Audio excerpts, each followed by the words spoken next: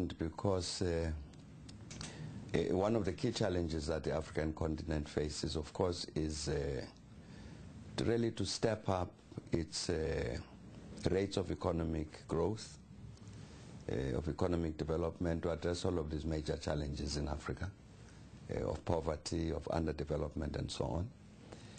So it seemed important to us when we were requested to attend that we should, precisely to address this, that Africa does need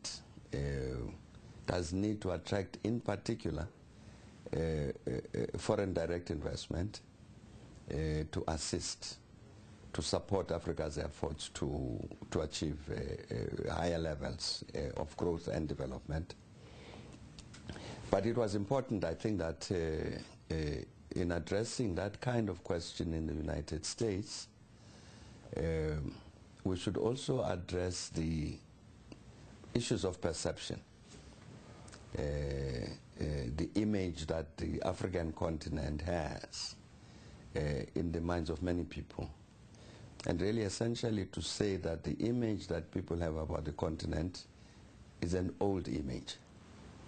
It's an image of an Africa that has passed. It's not an image about Africa today.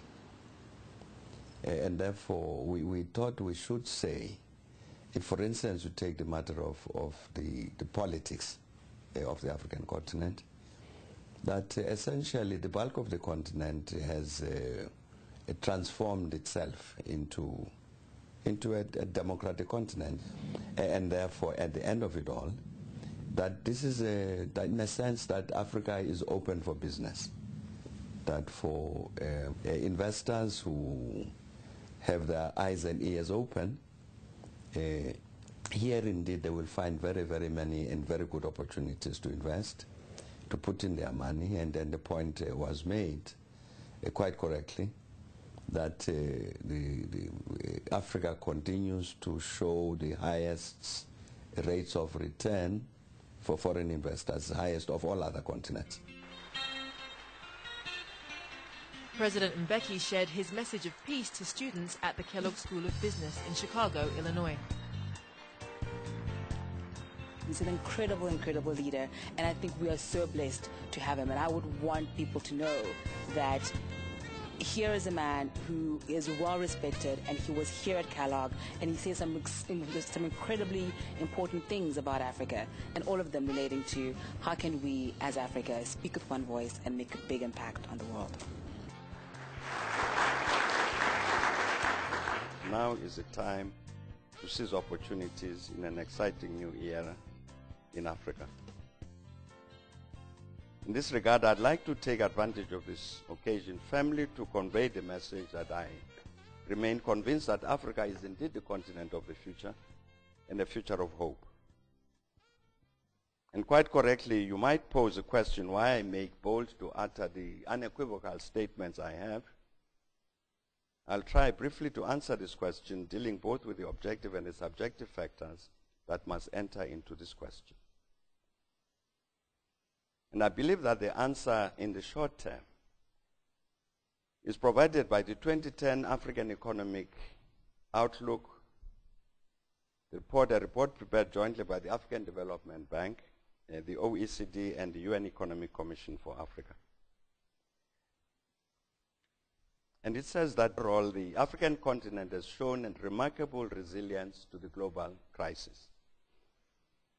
While in many other regions output levels declined in 2009, growth in Africa remained positive, and Africa has also emerged from the crisis faster and more robustly than in the past and than most other regions.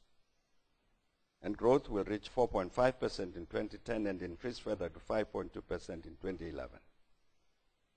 And it said that all regions will achieve higher growth, although the recession will leave its mark. It is clear that this positive African response to the recent global financial and economic crisis emanates to what has been happening to the collective African economy in the period preceding the crisis. It is clear that one of the driving elements in Africa's economic growth has been and will continue to be the demand for its raw materials. China, and to some extent India are particularly relevant in this regard. And there is no doubt that both these economies will continue to grow at high rates, fueling sustained demand for raw materials. This therefore suggests that Africa's own growth and development will continue to benefit from the further growth and development of these two Asian economies. And once more, let me thank the Africa Business Club and the School of Management most sincerely for convening the conference in the hope that it will indeed succeed in its objectives of encouraging investors in this country to engage a continent whose collective consumer spending in 2008 was 860 billion and is projected to reach 1.4 trillion by 2010. I do not believe that is an opportunity that anybody should miss. But thank you very much for your attention.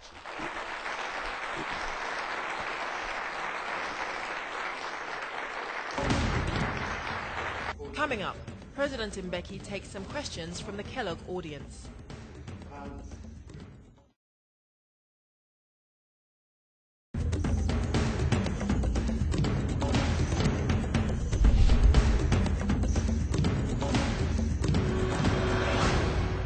In addition to sharing his message of peace with the students of the Kellogg School of Business Management, President Mbeki also took questions from the audience. Mr. Mbeki, the sub-Saharan continent of Africa will be facing a significant number of elections in the next year.